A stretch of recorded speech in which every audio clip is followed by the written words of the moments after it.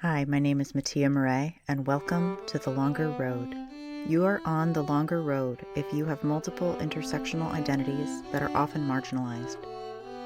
You've had to work harder to get to the starting line, and you might feel behind. I'm here to provide hope, support, and practical tips, and to let you know that you're not alone. Welcome to my guest, Caitlin Fisher. They are an incredible, they do a lot of things, so I am going to let them introduce themselves in a moment, but I know them as a coach. I did an amazing ADHD workshop with them, and yeah, they're just an incredible person on the internet, and I know that you will love them if you follow them, and I will let Caitlin introduce themselves. Hi. I'm super pumped to be here, first of all, so thanks for having me. And yes, I am a coach. I coach neurodivergent, chronically ill, and or queer, but usually all three, creatives to pursue their passions with balance and without hustling. So that's sort of like my general shtick. Particularly, I have an interest in writers and writing because I myself am a writer. I blog, I am a published author, I am a journalist, so I just love words. Beautiful, thank you.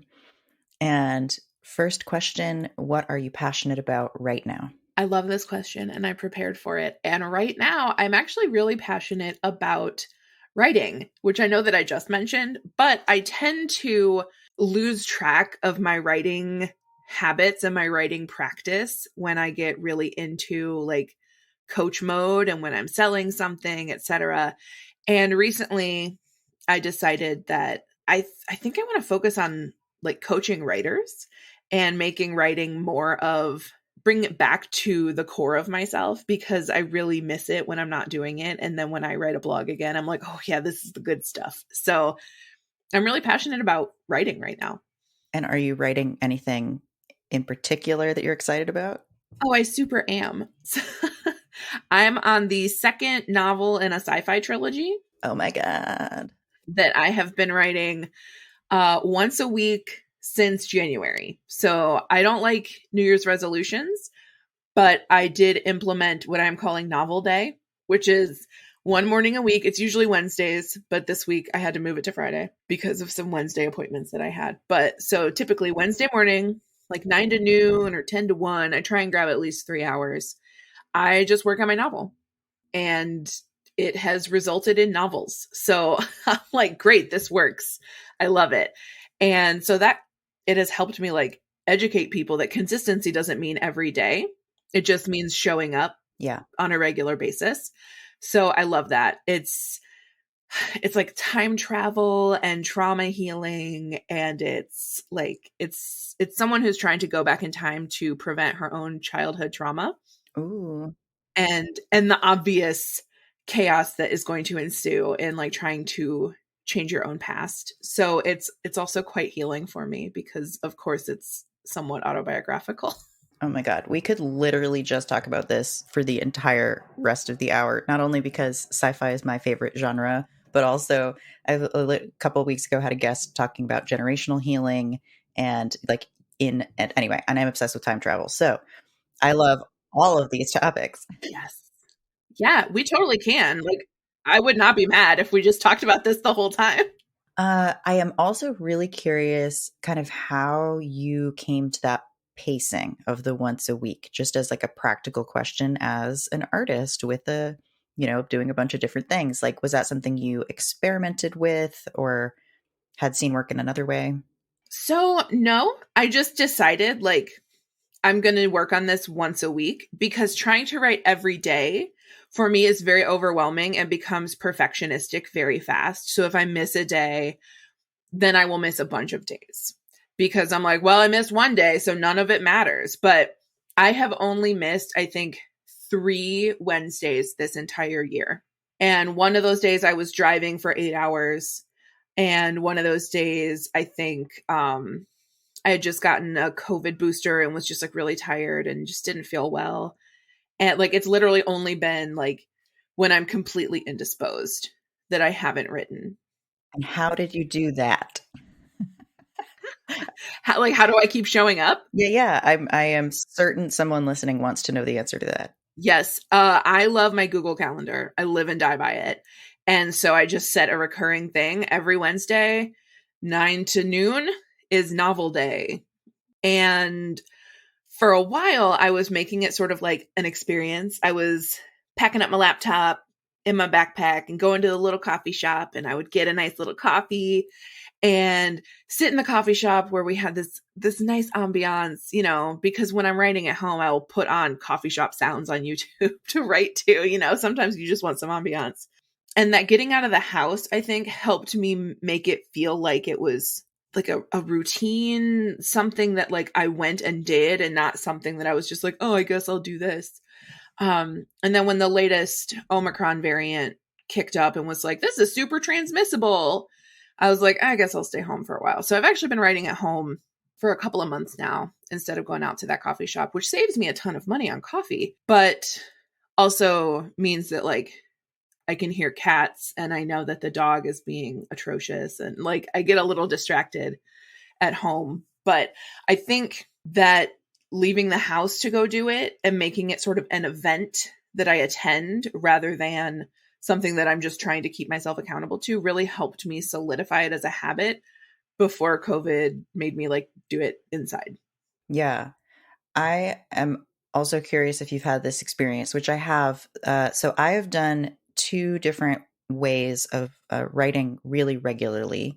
Well, I guess three different ways. So I've focused on longer flow chunks, like what you're describing. So like a 3-hour block, which is awesome when you can make it and when you can do what you've done with it to like get your brain turned on in that time, right? So you've got that going. I've also done the writing, 15 minutes in the morning. That was when I had a day job where I was going to work. So it was like, okay, I do this right before I leave, basically, or right when I wake up. That worked pretty well. And I actually got a lot of writing done. And then there's, well, I'm not going to go into what all the, y'all know, there are different ways of being creative and like blocking your time. Right. But what I noticed was that when I was doing it really regularly, because I was producing so much, in my brain, at least, one of the things my brain tried to feed back to me was, well, if you can get this much done in only this much time, obviously it doesn't matter if you skip today because you'll be able to jump back in and just do more because you have seen how. So it's interesting that it's like almost seeing how powerful the process of the routine side is. One part of my brain was just like, so it's fine to skip today. Anyway, that's just my brain being sneaky, but I'm curious if you've experienced that. Ah, I love the sneakiness of that. And that actually did remind me that there were 2 weeks where I used my novel day to do something else on a different writing project. So I took those 2 sessions and formatted and self-published a poetry collection. Awesome. That I had been writing over like 4 years. So when I left my abusive ex, a lot of that came out in poems. So I've just been sort of like jotting them down in a Google Doc forever. And I'm like, one day I'm going to publish this. And I just decided, you know what, we're doing it. So I took 2 of those novel days and handled that. So, but now I'm back on track. And I think part of it is that I really want to see how this story ends. Like I have the basic plot points kind of plotted out, like, oh, in this chapter, this major thing happens. And I've heard people say this about writing before, that like the characters just do stuff that you didn't plan. And I was always like, that sounds interesting, but fake. Mm-hmm. No, they do stuff.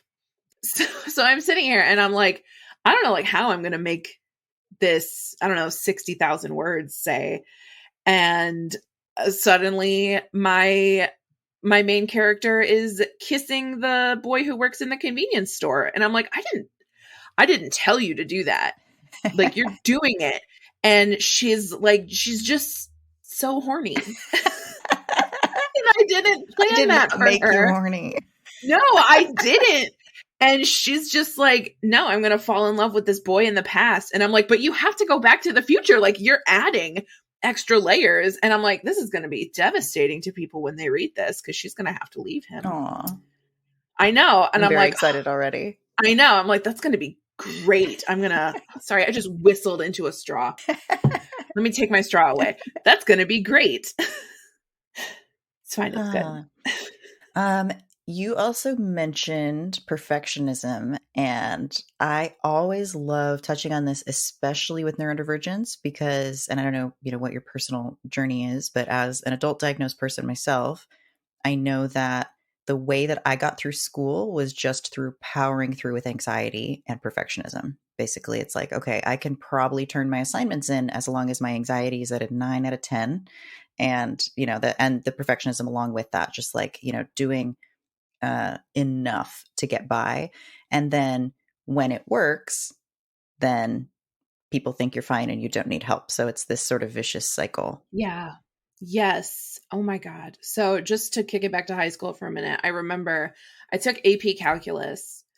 I'm pretty sure I didn't need any more math, but I was like, no, I'm going to take AP calculus to impress a boy. He did not care that I took AP calculus. So I'm in there and I am struggling. And I had a C in the class, and I am not a person who gets C's. I was always an A student. And so I went to my guidance counselor and I tried to be like, we call it an academic misplacement. So I'm like, I need an academic misplacement out of AP Calc. Like, I should not be there. It is more advanced than I am. And he looks at my grades and he's like, you have a C. Like, you're fine. And I'm like, you do not understand how not fine I am. So I had to stay in AP Calc. And just, it was so frustrating. I took AP Physics that year too. And I just remember crying over my homework because it wasn't easy. Like, it's probably how people who were not, naturally gifted at, like, say, English class or in biology, like things that I was really interested in and really liked, those were so easy to me. And like algebra, very easy. Geometry, hard. Some people that's switched for them. Like, I don't care about angles. But like getting a C and having to like struggle to learn the things was so new for me my senior year of high school. And it was not great. So that perfectionism, I think, really happened there because I was like, wait, why am I not immediately good at this? Oh, it's too hard. I can't be here. Like, I just want to quit. I can't do this. And that, I think, shows up for people in adulthood, especially if they were like gifted and talented in school. When you're not immediately good at it, you want to quit. And I get it because I've been there. Like, at least your grade isn't riding on like if you get embroidery right away. But so many of us give up on like new hobbies and stuff because we hate that learning curve period. It feels really uncomfortable to not be immediately good. Yeah, definitely. And I also always just like to point out that giftedness is a form of neurodivergence. We don't usually talk about it as such because the sort of neurodivergent umbrella is often seen as a set of disorders rather than a set of neurotypes, Yes. right? But giftedness is a form of neurodivergence. Your brain is different than most people's, functions differently than most people's. And that is one of the main things I noticed was that exact thing you described. It's like, if this thing is not coming easily to me, it's not good, which is funny because violin was always really, really hard for me as a kid. But because I started so young, I started when I was 4, by the time I was 9, I was ready to be the concertmaster of the youth symphony that I joined, right? Like, just 4. because I'd been playing for 5 years and had a kind of a mean teacher. So, yeah, Yeah. Sometimes you get mean teachers. yeah. So, anyway, so it's funny because there have been things that I've worked hard at, but I had that same experience when I had a math, and I think it was actually a math class. It was probably the first one. Not really. I had classes before that were hard just because the transition from being homeschooled to having to turn things in was hard for me. But other than that, yeah, I remember the math class where I just consistently was not turning in my homework. Or at least I would turn in what I had, but it wouldn't be complete. And my teacher kept being like, you really need to like finish your homework. And I'd be like, yeah, I know. I just didn't. Yeah. Yes. Oh, and I had in 4th grade, we had to do reading journals. So we were supposed to read for 10 or 15 minutes a night, which is very achievable for a 9-year-old, right? Like, I can read for 10 minutes and then write what I read, or we had to read a chapter or some contained thing. And I would wait until Sunday and try and do it all. And I would be crying because it was too much. It was difficult. And my dad was trying to help me, but like, what's he going to do? Read the book and tell me? Like, he can't do anything. And this was in the midst of my parents divorcing. So I just was kind of checked out. And fourth grade was really tough in that sense. I just remember really hating that reading journal. But that doesn't mean I'm bad at reading or that like I don't like to engage with books. I love books. I have a whole shelf full of books that I buy and never read. Like, I'm a reader, allegedly. And I just remember totally hating that. And I think that comes like back to what you were saying about like, well, if I can achieve this output in 2 hours, then I can always expect that output in 2 hours. Yes. Oh my God. But sometimes you're in a flow state that's just different. And sometimes it's just harder because other stuff's going on, especially if you are neurodivergent or chronically ill. Like, your body can be the distraction. Yep. Like, even if I go into a perfectly sealed room with the best white noise and nothing but a word processor that doesn't even have the internet, no, my brain will create chaos for me. Yes. That's just part of this brain. And I love it, but let me focus. Yeah. So the reason that I like the novel day container is because it's a chunk of time and not a word count. Because sometimes if I'm like, I'm going to write 2,000 words every time I work on my novel, some days I would be there for 8 hours. There were some novel days I only had like 500, 800 words come out in that time. And sometimes I'll call it early. Like, if I wrap a chapter and I'm like, I feel done and I'm ready to move on, I'll stop early. I'm not going to make myself like yank a few more sentences out because I still have 20 minutes, So it's kind of that combination. It's flexible, but it's firm. Like, novel day is a reptile egg. Mm-hmm. You can kind of poke it, but it's still contained. Yeah. And when you're making that decision about when to be done, like what you were just describing, and that sort of, so there's a flexible window because you've already done the writing parts, you've done something. What goes into that decision-making process for you? Like, what are you looking at or noticing when you're deciding when to stop? It's just a sense that I have. So sometimes, like, if the autism is front and center and I'm like really, really excited and I'm doing my little like tappy fingers because I'm just really jazzed, that's how I can tell that I'm really enjoying the writing process, is because I'll just be like, ho, ho, ho, and I like clap my hands a lot. And I think it's adorable. It's probably weird to people in the coffee shop, but I don't care. I'm not there for them. That's when I will kind of stay and I'll actually push it longer. Like, I think last week I wrote until 1 p.m. because I was like, no, this is good. Like, I want to keep going on this. But other times, if ADHD is running the show and I have completed something, like we're done with this chapter, or we are done with this act, my brain will just be like, cool, completed it. Checkbox done. No more for you. Dopamine over. Yeah. And it's just, it's really just sort of which neurotype is driving the bus that day. So that's fun. I get to have both. I love that. Yeah. And same. I was curious. Yeah. Like what that process is. Cause I have a very similar thing. And I think, one of the most interesting parts of working with my brain over time has been how I interface with enjoyment or desire, I guess. Cause you're talking about, enjoyment. If you love it, if you're super in it, you're like excited, you're there. Even that, as someone who tends to overwork, and I've gotten a lot better at that, but that is a thing that I used to do. I would just get hyper focused and I would just sit in the chair for hours and hours. And like at my absolute worst, I mean, or best, I guess, depending on, who's writing the biography. When I was composing my senior recital, I forgot to eat for almost 3 days because I was so focused. So oh my God. This is what I'm talking about. It is a truly extreme level of hyper focus. Not great. So obviously that's not sustainable and it's really bad for my body, right? Like that's, or even, like last night I went on a walk, with a new friend and it was a longer walk than I'd done in a while.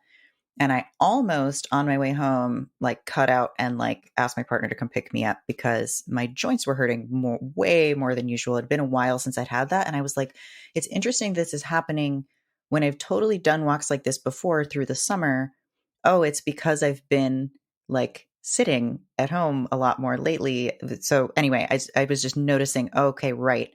There are actual factors around my physicality that change the way my body functions. And it's very easy to forget that when I'm super focused. So where I was going with that about the enjoyment piece, that for me, I can't just, follow my heart or follow my enjoyment, because that could actually mean I'm literally not taking care of the physical body. And at the same time, I think it's a really awesome way to make decisions if you set up your life to be able to do that, to be able to say, I enjoy this thing. And that's pretty much how I've set up my life at this point, which is pretty incredible. That it's like I can choose, I can make decisions, and then I can go with my enjoyment. And at the same time, sometimes my brain is just like, not fun, won't do it. And I'm like, you know what? I'm not even going to fight you anymore. I will just Yeah. create a chunk of time later where I will, decide to do things that I hate, but in a gamified way. Yeah. I do love the gamification. I had one client I was coaching, and I suggested that they write out like 20 things and then roll a d20. And you just do 2 of those. Like, you do the dishes and you vacuum, or you work on this project or that project. And that sort of takes the demand avoidance pressure off of it, which is very powerful. Yeah. Yeah. I love that. I love that suggestion specifically. And yeah, demand avoidance is a real thing. And It's a real thing. and speaking of the body, mine's been definitely up because I also haven't been sleeping well in the last couple of weeks. And I worked a couple years ago. I made it literally my top goal to work on sleep. For any listeners who don't know, this is a turning point for me in my therapeutic journey, when my therapist, who had an autistic kid, was like, just so you know, it is a symptom of being autistic to have trouble sleeping for your whole life. Like for kids. So and I was a terrible sleeper as a child. Like it was like my family created structures around how bad I was at sleeping. So I've always, anyway, so I like a few years ago, I was just like, okay, I'm going to make this my top priority. Worked on sleep, did all the things, experimented, discovered that extremely annoyingly, what actually makes me sleep well is not looking at any screen for at least 2 hours before bed and not eating for 3 to 4 hours before bed, which just feels draconian and unacceptable. Like I'm like, I just want a snack. Yeah. But if I eat a snack right before bed, I will literally be up for another hour. Like I can't fall asleep because my body is just, I don't know if it's anyway, and it doesn't matter what it is. It's just like my body's just processing and I can feel it and then I can't fall asleep. Unless I'm exhausted. So if I'm like sufficiently exhausted, it kind of doesn't matter, but I didn't want to live like that anymore.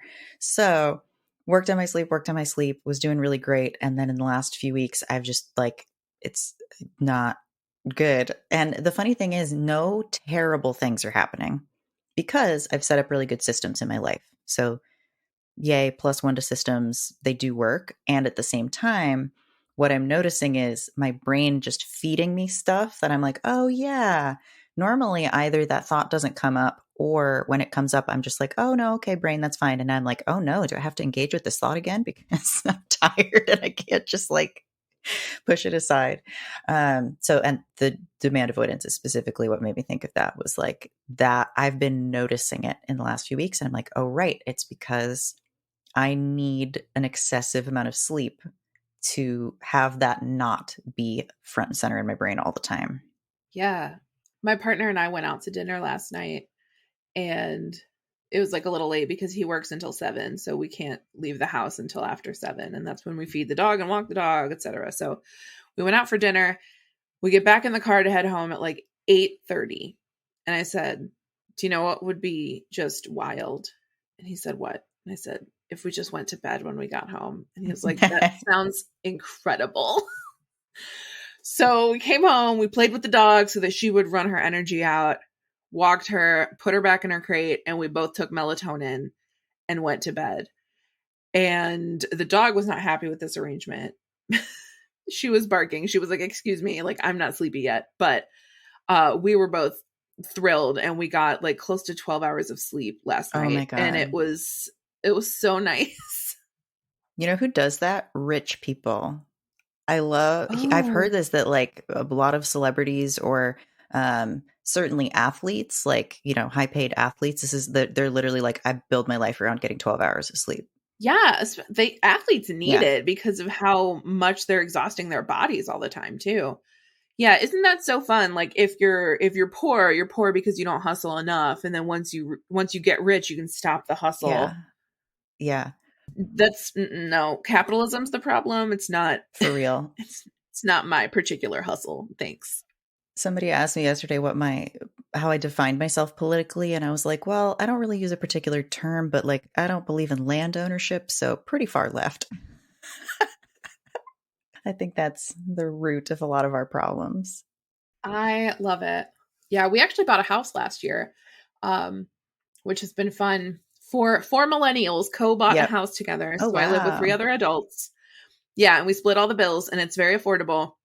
And it's pretty That's great awesome. because if we had this situation in an apartment or if we were renting a house, we would be paying like probably $2,000 a month between all of us, and our mortgage is $800 something dollars. Whoa. Yeah, we live in Ohio, Okay. so there is some Ohio to deal with, but the cost of living is great, Yay. even if like down the street there's Trump flags. So you win some, you lose some. Yeah. And were these people I assume you knew well? The people I live with, Yes. Yeah. okay, not the Trump people. Yeah. Yeah. So I live with my partner, his roommate of 10 plus years. So we joke that they're married. And I honestly, being previously ethically non-monogamous, I think really helped me not approach their friendship with like toxic monogamy, like you have to pick him or me, blah, blah, blah. It's like, no, Mhm. this is just one more person to do the dishes. Like, that's awesome. No, I love it. And then they had a friend from college who needed a place and was like, can I get in on this little thing that you're doing? So that's how our 3-person let's buy a house became a 4-person let's buy a house. And it's been good. Like, it's solid. There's a few snafus when you're getting to live with 3 other whole adult people, especially as we have added more animals to the mix. Mhm. But we've all lived together now for a year, and nobody has burned the house down or killed anyone. Yay. Yeah, so I'm gonna call it a success. That's so cool. I am obsessed with, just a wide variety of different ways to live. Like, part of, so for example, I was in what did they call it? Was it relationship anarchy? I don't know, conference or something. And all the disabled people ended up splitting off and creating our own chat space, because we were just like, yeah, it's really fucked up that the only answer that a lot of, and I'm using anarchy very broadly, but like that a lot of people who maybe identify with anarchy in some way, the only future they see is basically communes where everybody is physically laboring. And if you can't physically labor, right? And we were just like, this feels really fucked up that we don't have more ways to live. And anyway, I just love that you're describing something that's not just also a relationship structure, right? That it's not, or a romantic relationship structure. It's not just, okay, the Yes. 4 of us are dating, therefore we're allowed to buy a house together. Yeah, no, it was not that at all. And it's interesting because like my partner's mom does not get it. Mm-hmm. She's like, well, what if Caitlin and Brandon hook up? And I'm like, that would never happen. Literally never gonna happen. It's laughable to us. And then our other housemate is asexual and aromantic, and like, no, like none of no. We're doing what works for us because we can, and that's great. Yeah. And the house is in Brandon's name, so he was the white guy with the stable job Whoa. and the savings. So we were like, hey buddy, it's you. And he was like, that's cool. So he got to use his privilege for good, for the good of his comrades. And we actually do have some commune dreams. Some other friends are planning, or I don't know if we're planning or if we're talking about planning to buy some land. We're all talking about planning to buy some land. Right? Everybody. Yeah. So buy some land and basically build like one sort of communal house where we can all like get together and play games and cook large meals and guests can stay there. But then we have like sort of individual smaller homes on the property as well. And like, yeah, we'll probably have a garden and stuff, but it won't be like, for you to live here, you have to do the labor, because even in our home right now, 2 of us are disabled. And that's been very healing for me as a person who used to have to do all the labor anyway. I had one partner who like just turned over in bed one winter morning and said like, thanks in advance. And I said, for what? And he said, for shoveling the driveway. And I'm like, oh, okay. And then I did it. Great. So that's just sort of how I was being socialized and guided at that time. And it was not great for me. And so now I'm in a situation where I can be like, I can maybe shovel snow for 10 minutes and then like my back is going to start really hurting.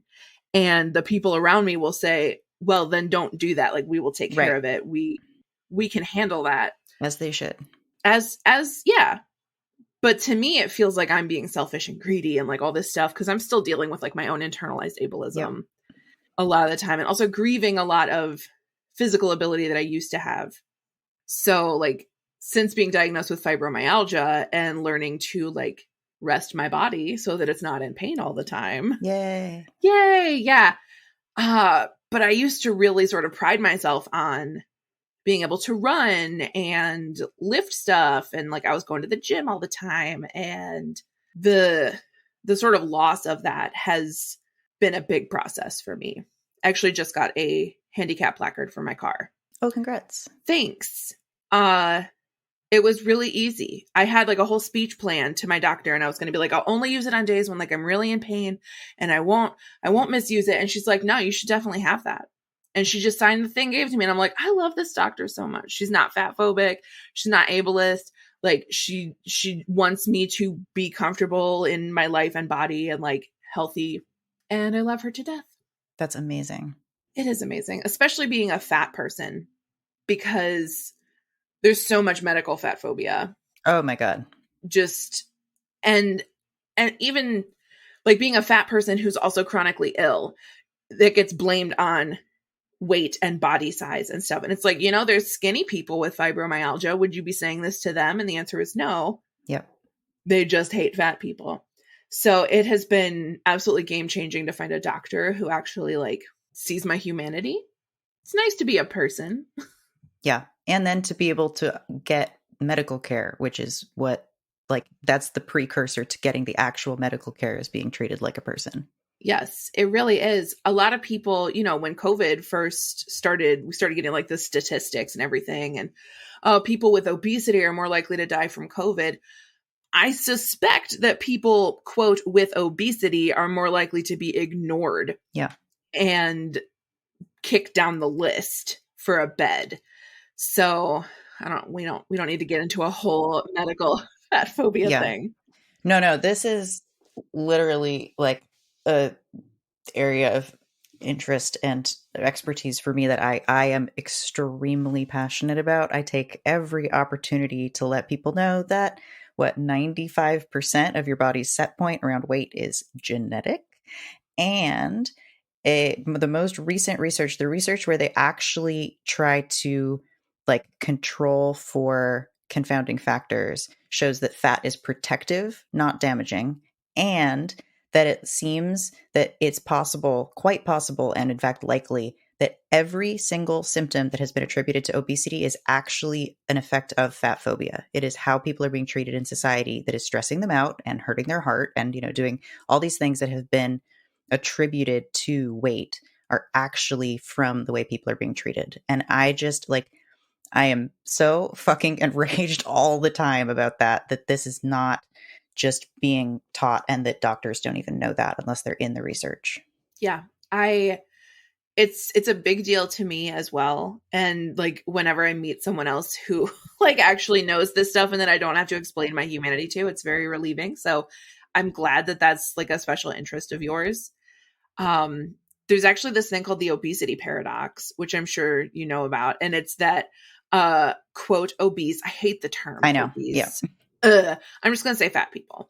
So fat people are actually like more likely to bounce back quickly from injuries, more likely to like not have long-term trauma from like traumatic injuries because fat is protective. Yep. Like you said, but doctors won't accept this. So they just call it the obesity paradox. Like, oh, these unhealthy fat people sure do have some healthy outcomes that we don't see in thin people. Well, what a mystery. It's not a mystery. You're a terrible person. Yeah. Stop. Yeah. Any area like that where the way I heard it described is it's like people just have beliefs around this and the research doesn't matter to them. You can literally show them all the research and just be like, here's what's happening. And I've had these fights with people and I've lost friends over this. Not good friends, but like, people in my life who I've just been like, and actually I had one, like, I will just, if people make fat phobic comments on my social media, I delete them immediately and then I send them a message and I'm just like, just so you know, I deleted that. Here's why.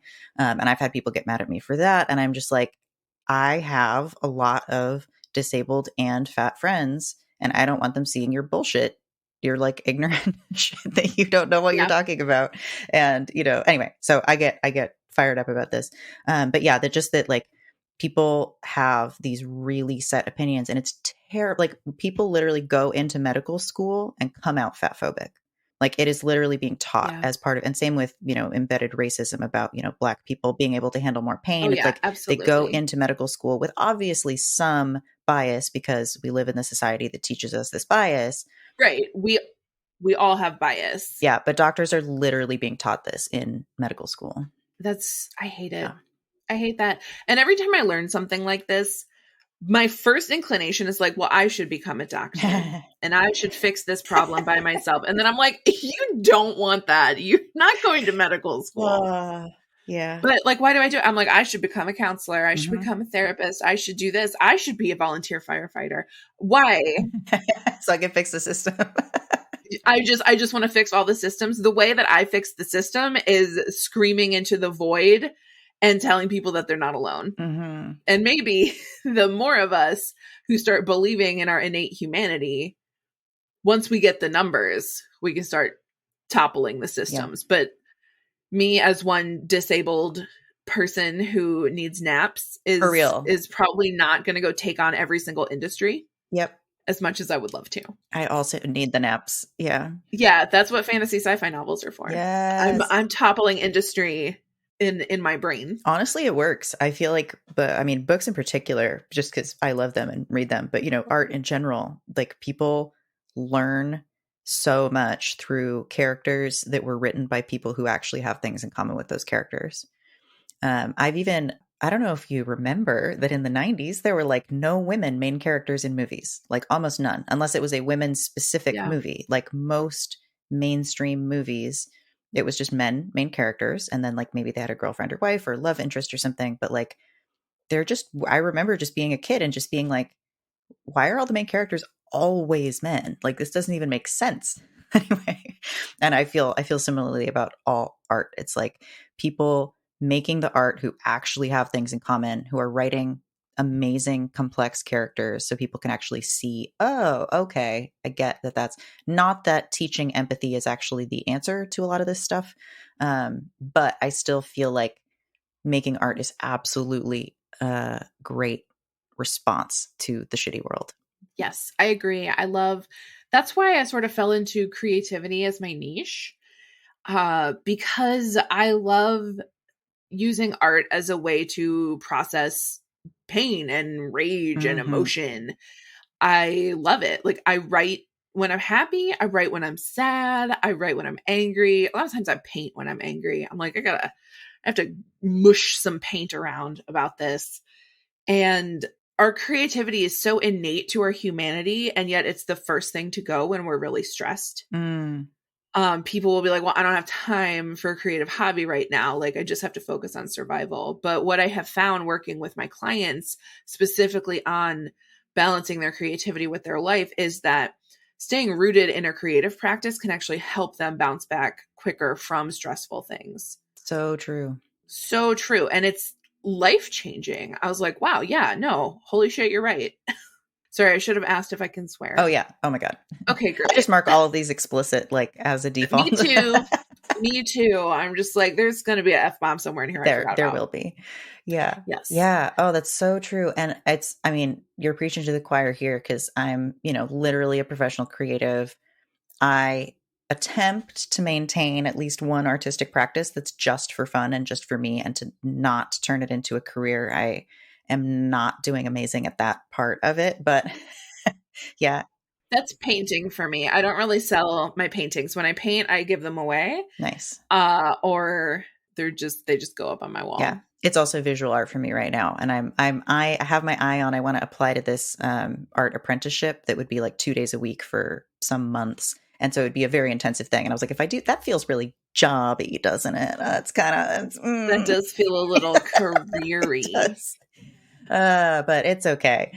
Anyway, but yeah, I do the same thing. And actually, I'm going to turn the camera so you can see it. Other people can't see it, but I finally got a little easel set up. So I just have an easel set up all the time now in my space.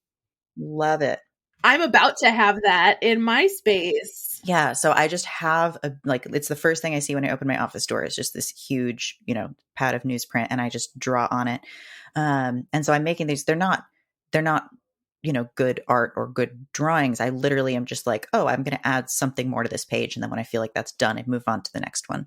And that's just totally for fun, but also having the visual representation of it there all the time helps remind me because like you said, when stressed or when, in kind of, and actually something you said at the very beginning, the kind of like coach mode, because I do the same thing. It's like, oh, I'm focused on my business and I love it. I love the work I do with people. I love the building the business part. I love, all the elements around it. I love making the podcast, which is not exactly the same thing, but it's like in the same, I think of that as kind of one big jobby, blobby thing. Yeah. And that mode for my brain is very different than art making mode for my brain.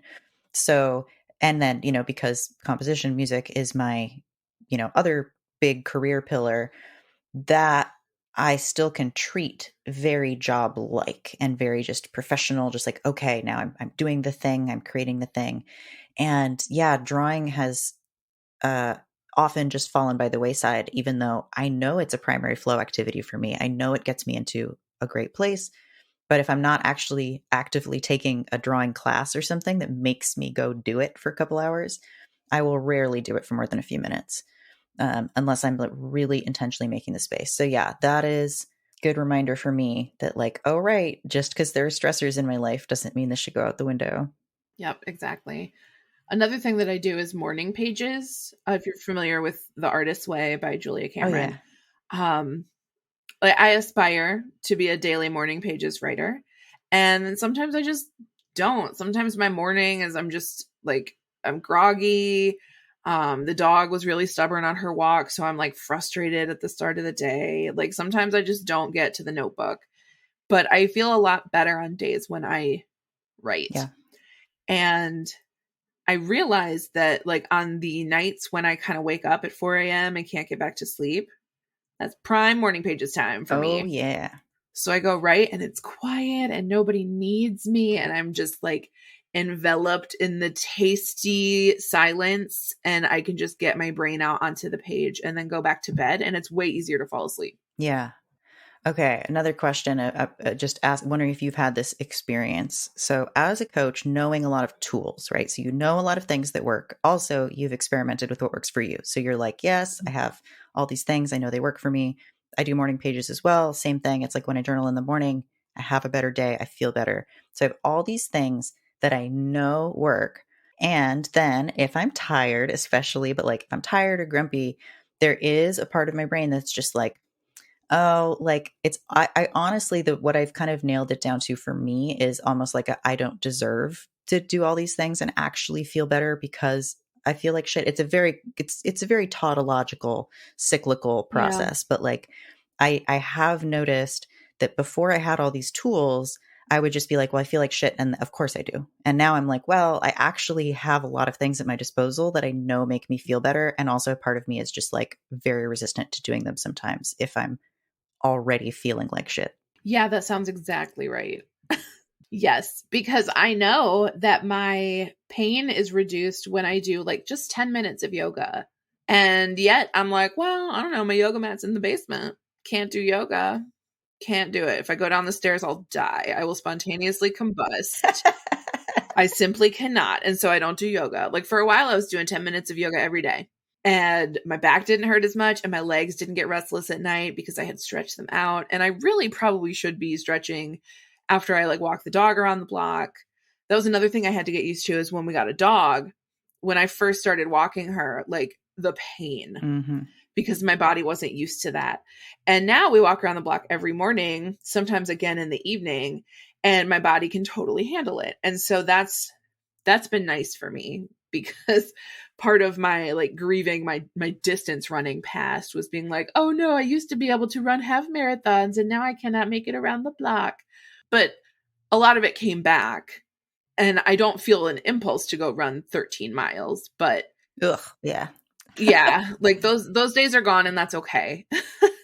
Yeah. I now know that. So, all right. I used to have an eating disorder.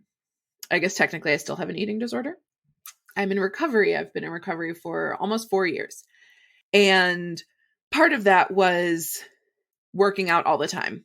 Like my personality was working out. And I thought that all of the pain was proof that the workouts were working. Oh no. Yeah. I was like, oh, this pain is good. This pain means I'm doing it. This is the good pain. And then it's like, you have fibromyalgia. And I was like, oh no, it was not the good pain. It was my body being like, can you please stop? Can you rest? Can we rest? Wow. And I stopped exercising for probably 2 years post fibro diagnosis, because it's, I needed to let my body like just have a minute to breathe after beating the crap out of it for so long. Yeah. And now I kind of crave exercise again. Like I miss kickboxing and I miss yoga, and I'm scared of it. I'm like, I don't know if that's going to put me back into like weight loss zone, because I don't want weight loss zone. I'm very happy in my body for the first time in my life. I don't think I need to change it.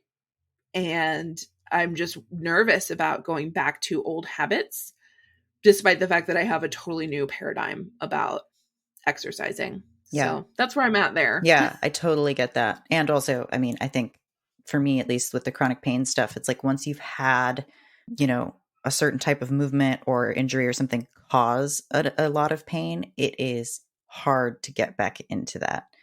And I also have a lot of thoughts and feelings around that, but I do want to start wrapping up for time. I know we could talk a lot longer.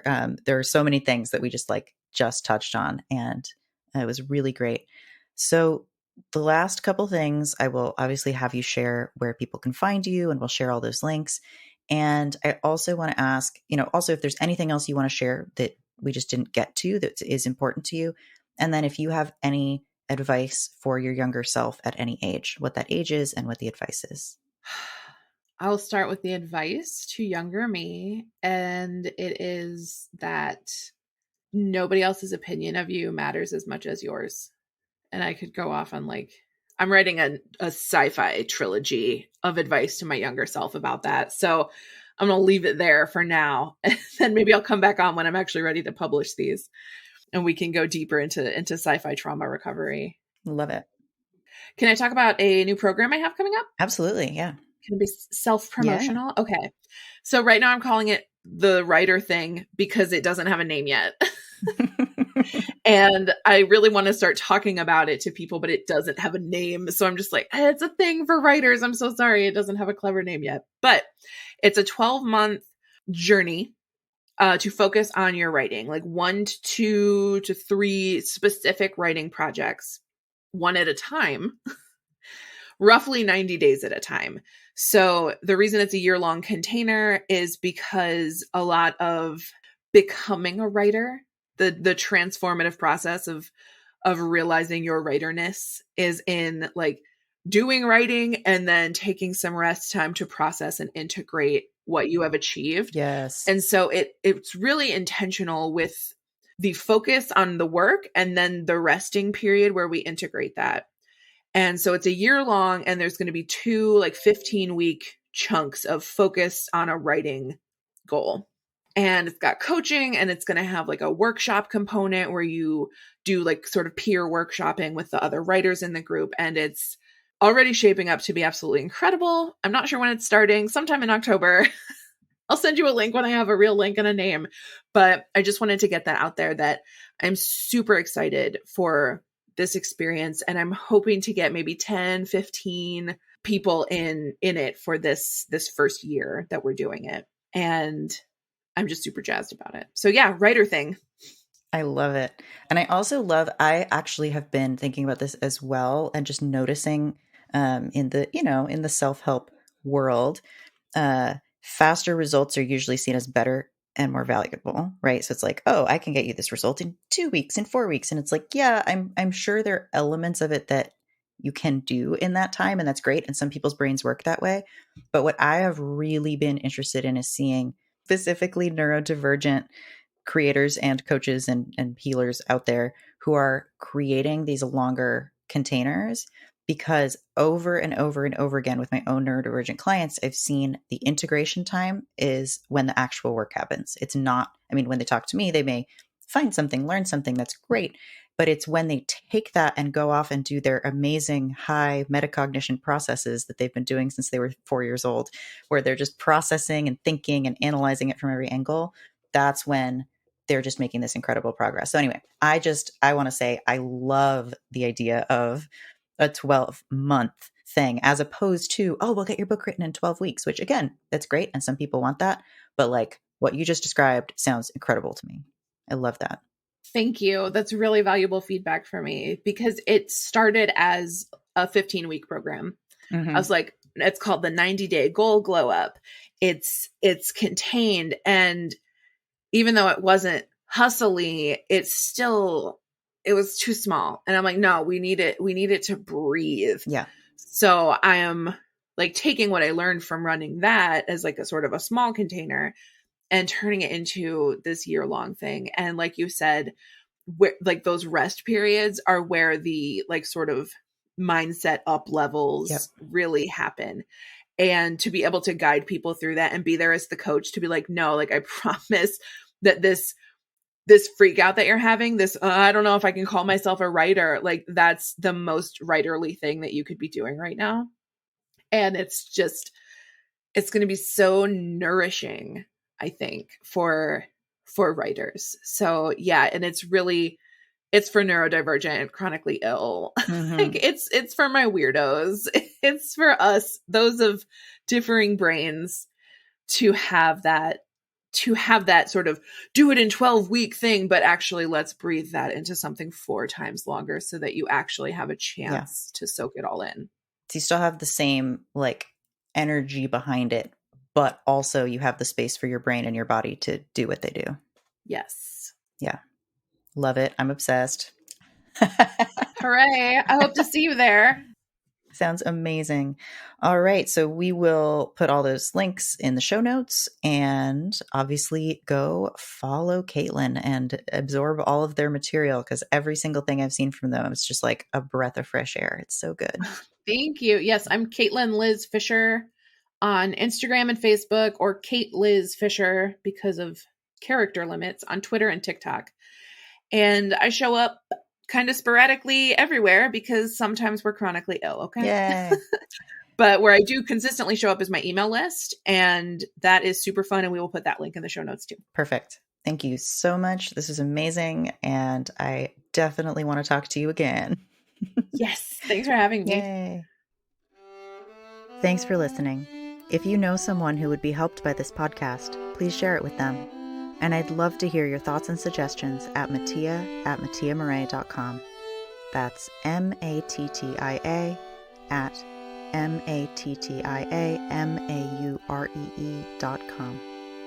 Thank you.